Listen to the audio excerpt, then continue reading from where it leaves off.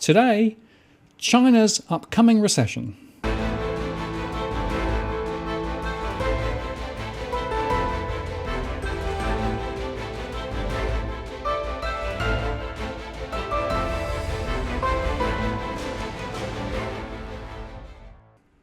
Hello again, it's Martin North from Digital Finance Analytics, writing latest posts covering finance and property news with a distinctively Australian flavour. Today I'm joined again by Salvatore Babones, who's an Adjunct Scholar at the Centre for Independent Studies. Hello there. Hi Martin, thanks for having me on. Great to have you back on again. Your last show was very well received and you've got a whole lot more to tell us today specifically about China and how it's positioned vis-a-vis the coronavirus. Well, I was asked to write a paper for the National Interest, the big U.S. magazine, about China's economy and how the coronavirus is affecting that. And of course, we all know that Australia has been hit by coronavirus ripples coming out from China. But of course, the heart of the crisis is in China. There's one province, Hubei province, that's been on complete lockdown. That province alone accounts for 4% of China's GDP. So right there's a threat of recession in China if that province isn't producing for an extended period of time. But it really gets worse. There are another 10 provinces of China where coronavirus has become endemic. I'm just going to rattle some off for you. Guangdong, Henan, Zhejiang, Hunan, Anhui, Jiangxi, Shandong, Jiangsu, Chongqing, and Sichuan. Now, some of those might not be that familiar to you, but one of them should be, and that's Guangdong province. Guangdong province, Old Canton, is a 110 million person province just inland from Hong Kong. In fact, it shares a land border for Hong Kong. They have reported 1,347 cases. But this week, only 5 new ones. In fact, in those 10 provinces I just rattled off for you, there's 741 million people. There have been 9,256 confirmed cases of coronavirus. Yet, according to Chinese statistics reflected in the World Health Organization numbers, only 20 new cases this week across this swath of half of China. It's inconceivable. Now, I don't want to say China is lying. I think people should remember the World Health Organization doesn't report estimates of coronavirus cases. It reports numbers of confirmed cases. I strongly suspect China may have run out of the confirmation kits. It may not have the time or personnel to confirm the cases in these provinces. But the idea that these 10 provinces have only between them had 20 cases this week, 20 new cases, is inconceivable. Now, if you take those 10 provinces and you ask their GDP, their contribution to China's GDP, then you're at about 2/3 of China's GDP. Guangdong province alone is 11% of China's GDP. Guangdong province is where companies like Foxconn are based, the big Taiwanese assembler. It's where Huawei is based. WeChat comes from Guangdong province. Lots of automakers in Guangdong province. Or if you go to Zhejiang province, which is number 3 on this list with 1,205 cases, that's where Alibaba is based. Now, Chinese logistics companies have been having problems getting goods shipped through China. Now, that's Alibaba in a nutshell, logistics, shipping goods all throughout China. It's much bigger than Amazon.com. So if we see these provinces having extraordinary difficulty maintaining production, well, then we see a recession in China. It's that simple. I saw some interesting research, and in fact, I did some research of my own about the lack of emissions in and around many areas of China. And, the emissions are way down compared with where they are normally. Right. And we know that shipping movements are significantly down from where they were. So there are a number of leading indicators that would suggest that momentum has absolutely slowed. Right. Coal usage is down. And then one of the most interesting statistics are the number of people traveling by rail in China.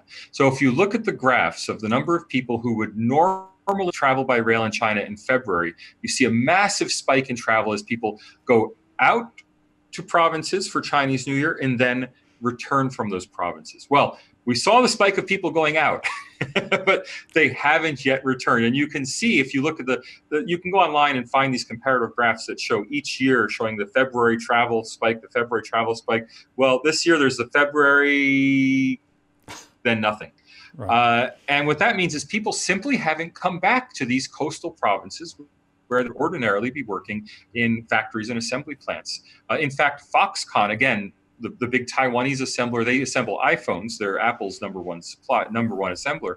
Foxconn is offering bonuses to people to come back to work because people just aren't appearing. I noticed that there was an article just over a week ago from one of the state organs basically saying China is going to only be very careful about the sort of the stimulation that it puts into the economy to try and support it, because they learnt last time that just throwing money at the problem and doing big construction wasn't actually helping. Do you think that's anything like right, or do you think they're going to try and, if you like, counteract the drag towards recession, or do you think it's just inevitable, it's just going to happen? Well, the stimulus this time so far has been mainly monetary. It's been channeled through the state banks with the simple goal of preventing companies from having payments crises. I mean, as it was before the virus, throughout 2019 in China, the number of days that suppliers had to wait to get paid was going up and up and up. There's a great financial journalist, Denny McMahon at the Paulson Institute in Chicago, who's been studying this in detail. And he says that China's credit crisis has shifted from being a crisis of loan quality to being a crisis of payments in China. Now, this extra credit into the banking system, I think, was mainly meant just to avert an immediate payments crisis, as companies that have no receipts coming in are unable to pay their bills. So they're getting short-term credit to get over that. There doesn't seem to be a massive fiscal stimulus yet. Now, there might be a fiscal stimulus coming down the road in April and May. Right now, companies just aren't operating. And they're not operating all across China and all across various sectors. It seems the only sector that's still operating at full tilt, believe it or not, is the steel industry. The steel industry is mostly in northern China. Northern China is not the epicenter here. The epicenter is in central and southern China. And so China is pumping out 80 million tons of steel a month that nobody needs right now, polluting the skies over Beijing, when what they really need is people to be getting back to work in those assembly plants, factories, and construction, and all the other industries in central and southern China. So you're betting that there will be a recession in China then? I think there is already a recession in China. Look, everyone has a different definition of a recession. A lot of people use the quote unquote technical definition of 2 consecutive quarters of negative growth. It might be that there is first quarter of extraordinarily negative growth, followed by a bounce back in the second quarter, so that the Chinese government can claim there was no recession since it was only 1 quarter. But that 1 quarter is going to be pretty bad. Now, a lot of this depends on how fast you think China's economy was growing in the first place. China, of course, reported 6.1% GDP growth in 2019, and most of the Western press unquestionably repeated that number. Now, economists who actually focus on China and who use either direct measures like nighttime lights data or satellite observations of inventories and ship movements like you were talking about, or indirect data, so comparing China's stats to other countries of similar levels of income. Both methods seem to show that China's economy in 2019 was probably growing between 3 and 3.5%. Now, that 3 to 3.5% includes lots of very low quality output. Let's remember, if you run a steel mill to produce steel that then sits in a stockpile and rusts, that's GDP. That's not meaningful economic output, but it's still GDP. If you build a building and it stays empty because no one ever lives in it, that's GDP. It's not useful GDP, but it's still GDP. So that 3% growth figure includes all of this wasteful production. The real economic growth in terms of how people are feeling, how well people are living in China, I suspect has been 0 to 2% for the last 3 years.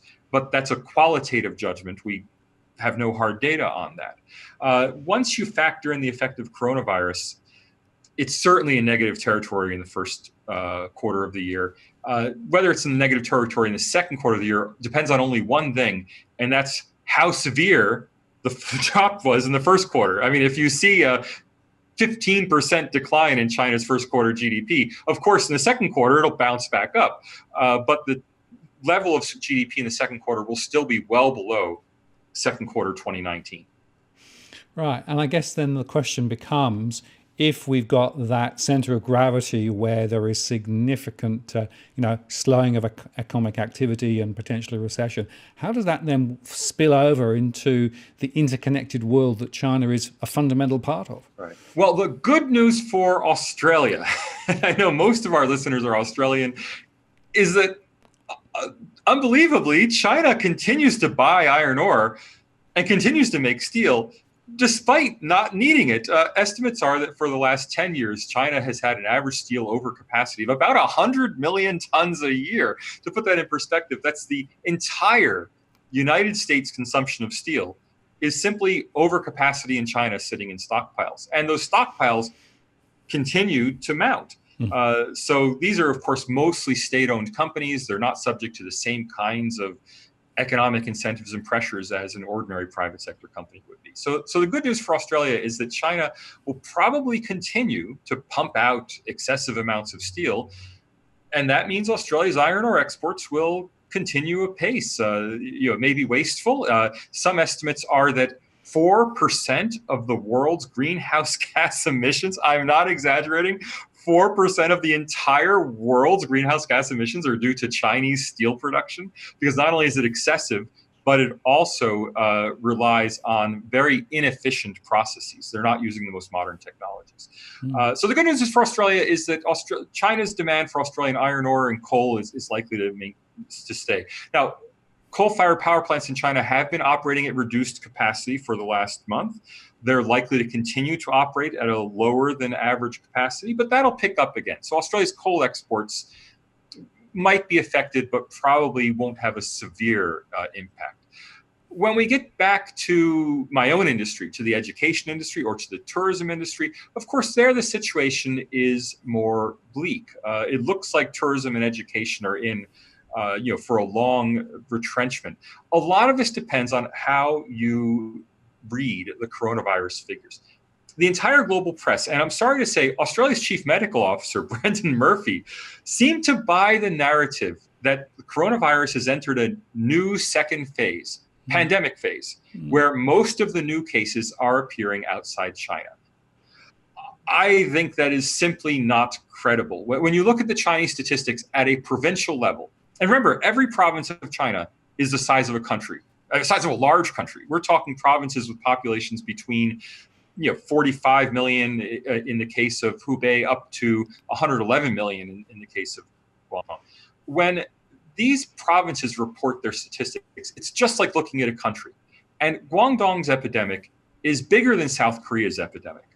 Hunan's epidemic. Hunan is a relatively poor province in northern China near Beijing.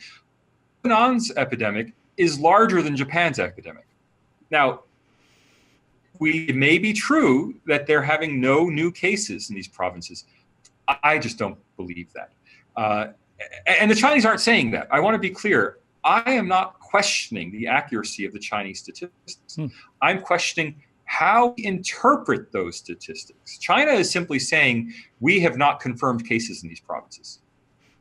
Yeah. They're not saying the epidemic is under control in these provinces. So I think the thing that we need to really worry about for our tourism and education sector is the fact that this epidemic is not even over in China. I had a person calling me today to talk about the epidemic in Iran and in Italy. And of course, I don't want to see an epidemic anywhere, but Iran and Italy really aren't very important for Australia's economy.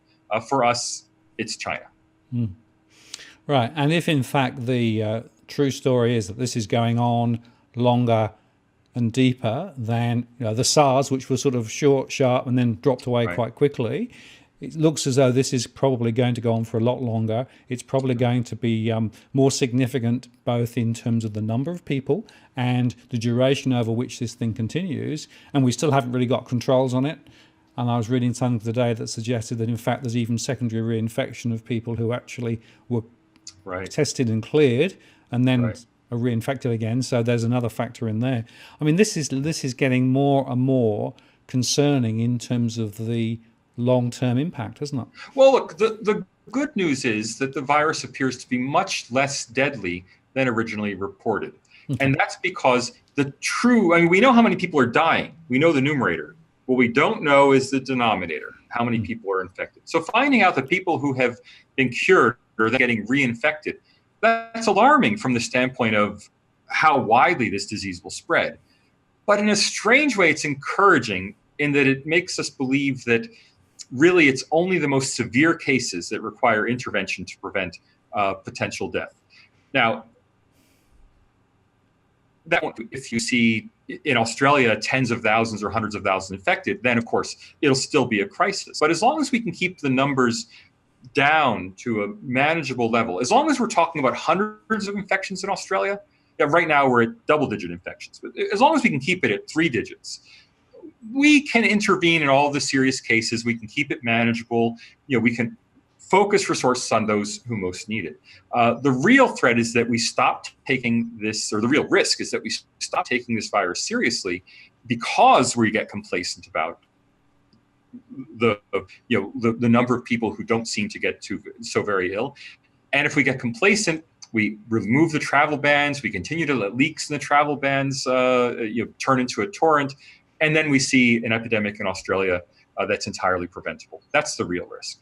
Right. And there is a bit of a sort of a, as you say, that sort of change in language, which says, well, we've almost gone past that sort of control everything, and now we have to accept it's coming, and therefore we have to try and deal with it when it's here, rather than actually trying to stop it arriving as best we can for as long as we can. I mean, it's going to come. And those epidemiologists who say that eventually everybody who will be exposed, well, maybe that's true. But, and this is a big but, we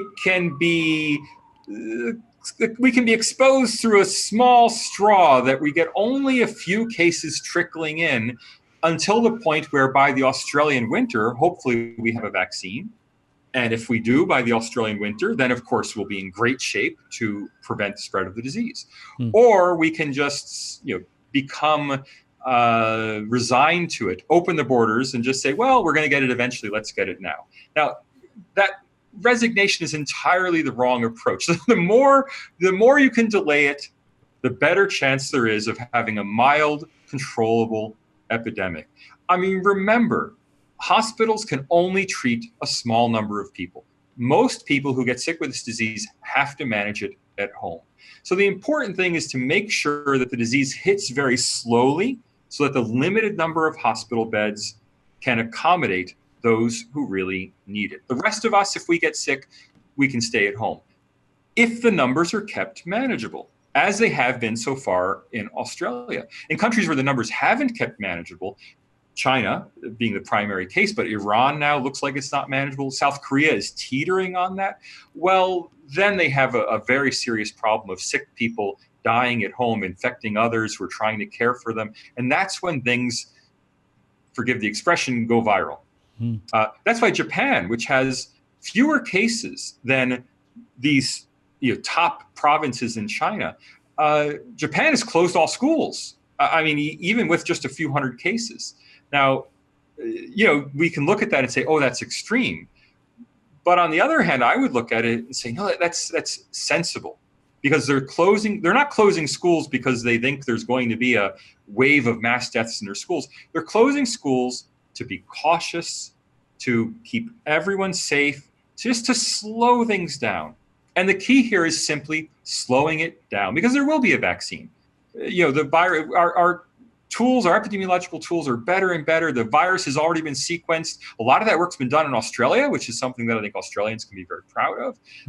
There'll be a vaccine, and hopefully, fingers crossed, there'll be a vaccine before we hit winter. Yeah.